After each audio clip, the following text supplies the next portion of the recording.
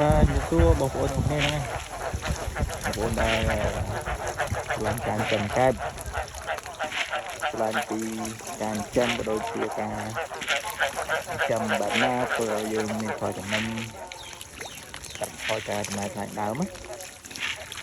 បងប្អូនគួរមើលវីដេអូគ្រប់វីដេអូមិនថាខ្ញុំមិនថាទេបាទការចិញ្ចឹមដែលមានការចិញ្ចឹមដែលធ្វើឲ្យយើងចំណេញទីមួយការចិញ្ចឹមលើទឹកបែបនេះបាទលើទឹកបែបនេះយើងចំណេញនៅក្នុងការដូរទឹកយើងអត់ពិបាកផ្លាស់ប្ដូរទឹករាល់ថ្ងៃឬក៏មួយថ្ងៃម្ដងឬក៏ពីរថ្ងៃម្ដងទេអញ្ចឹងបងប្អូនចំណេញពេលវេលាហើយទីពីរតកតងទៅនឹងការឲ្យចំណីបងប្អូនមួយចំនួនគាត់ឲ្យស៊ីទាំងព្រឹកទាំងល្ងាចអីចឹងទៅណាតែបើសម្រាប់ខ្ញុំចំណីសម្រាប់របស់យើងនេះយើងឲ្យស៊ីតែមួយពេលទេមួយថ្ងៃណាហើយក្រៅពីយើងឲ្យស៊ីចកពពួកចកអាសាឡាដែលយើងដាំទុកឲ្យវាស៊ីហ្នឹងយើងចំណេញមកកម្រិតទៀតចឹងន័យថាយើងដាក់ចិញ្ចឹមលើទឹកនេះកាត់បន្ថយបានពីដំណាក់កាលពីកម្រិតដែរទី1ចំណេញចំណីហើយទី2យើងចំណេញការផ្លាស់ប្ដូរទឹកដែរទីទូទៅកែបសាច់ចូលឆ្នាំសាច់ហើយ3 4ឬក៏8ចុះក្រោមខ្ញុំអត់ទៅឲ្យស៊ីថ្ងៃឬក៏ស៊ីចំណីសម្រាប់សុខព្រឹកល្ងាចទេខ្ញុំអាចតែម្ដងទេតែម្ដងហ្នឹងក៏ខ្ញុំមិនអាចឲ្យស៊ីកែបខ្លាំងដែរដោយសារយើងមានចកអាសាឲ្យស៊ីបងប្អូនអានេះខ្ញុំដាក់ចកឲ្យស៊ីទឹកមិញហើយចឹងនិយាយឡើងឲ្យស៊ីតែម្ដងល្មមទៅបាន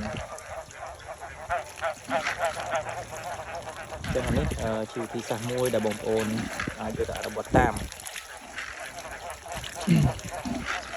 នេះយើងស្ដាប់ការចិញ្ចឹមមិនសិនជាតិចតួចបងប្អូនអាចដាក់នៅលើតង់បានធម្មតាបងប្អូនមិនជាខាតទេទុកតែយើងច្រើនបែបនេះយើងអត់ទៅមានពេលវេលាក្នុងការផ្លាស់ប្ដូរទឹកទេអញ្ចឹងយើងប្រើវិធីសាស្ត្រលើនេះចាំលើទឹកនេះគឺងាយស្រួលចាំពីចំណាយការផ្លាស់ប្ដូរទឹកពោះច្រើនអញ្ចឹងទឹក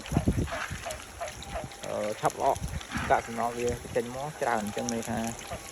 ថ្ងៃឬ2ថ្ងៃយ៉ាងយូរដូរចេញហើយថាកាកសំណល់ច្រើនហើយចែកច្រើនណា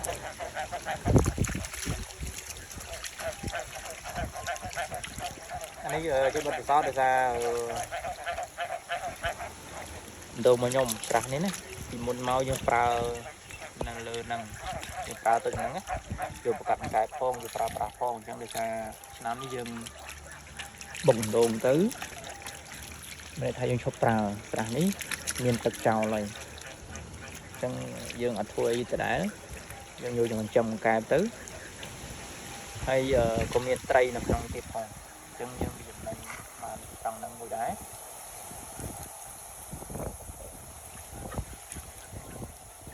សម្រាប់បងប្អូនដែលគាត់ចិញ្ចឹមទូចគាត់អាចដាក់ទៅតង់បានជាបញ្ហាទេណាថាដូចយើងច្រើនតែច្រើនហើយពីឃ្លាយើងមានតិចតួចអីយើងអាចមានស្រ័យយើងអាចជិះបានណា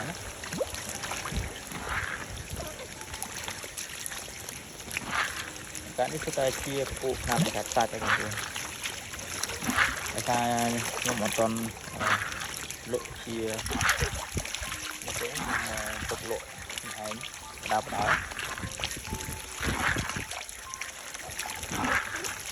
មានម៉ូទីចាំដែរយើងលក់ខ្លួនឯងតាមដែរទៅ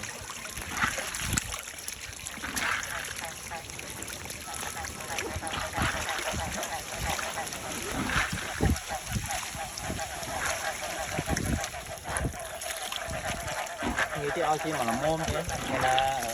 យើងអត់បានដាក់ចកអសាឡាស៊ីយើងឲ្យស៊ីចំណីសម្រាប់សុទ្ធអាចឲ្យវានឹងស្អាតតិចដែរប៉ុន្តែដោយសារពេលនេះយើងឲ្យស៊ីចកអសាឡាម្សាហើយអញ្ចឹងនេះឡើងយើងឲ្យចំណីយើងស៊ីល្មមតាម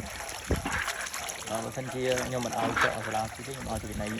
សម្រាប់ស៊ីមកពេលទៅស៊ីស្អាត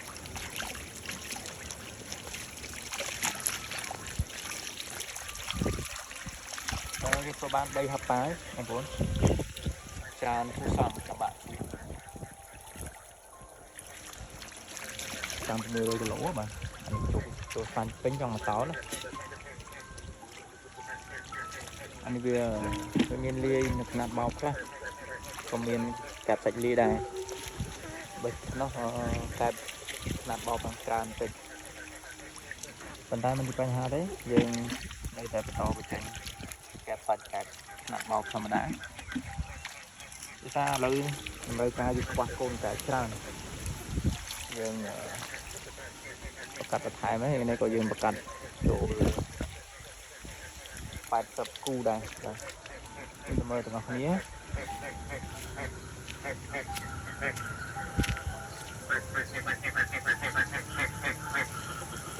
ខ្ញុំចាប់ផ្ដើមអោបបដាទេយើងកាត់2តង់បាទ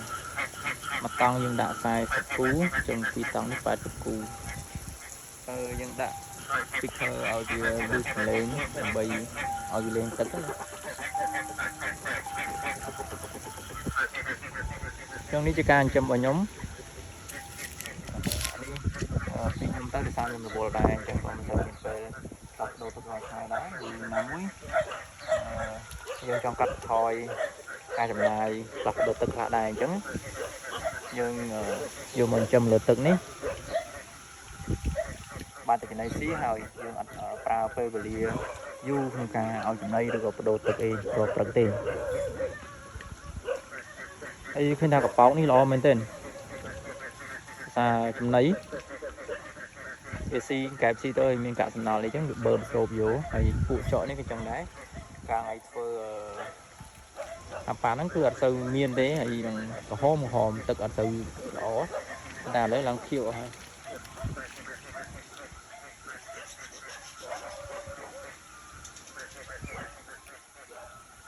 បាទអញ្ចឹងបងប្អូនមានត្រូវការការវាអាចទៅក្នុងបានយើងមានការផ្សាយទៅដូចជាកូនកាត់ថែមទៀតដែរហើយការចិញ្ចឹមយើងចាប់ផ្ដើមចិញ្ចឹមលើទឹកនៅឆ្នាំនេះហើយ2026ព្រោះឆ្នាំមុនយើងអត់បានដាក់លើទឹកទេដោយសារដូចខ្ញុំបញ្ជាក់ពីដើមអញ្ចឹងយើងពុកទឹកប្រើប្រាស់តែដោយសារឆ្នាំនេះយើងបានបុកដងប្រើអញ្ចឹងយើងបង្កាត់ទឹកដងបុកបានហើយបងប្អូនខ្លះគាត់ថាបង្កាត់អត់បានទេប៉ុន្តែពីខ្ញុំទៅយើងបង្កាត់បានធម្មតាក៏ប៉ុន្តែវាមានភាគរយងាប់តិចតួចបំផុតវាអត់ច្រើនទេដូចបងប្អូនខ្លះគាត់ថាទឹកដង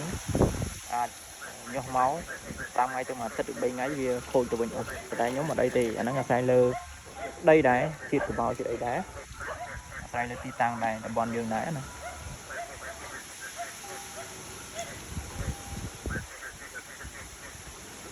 បាទអរគុណបងប្អូនសម្រាប់ការតាមដាន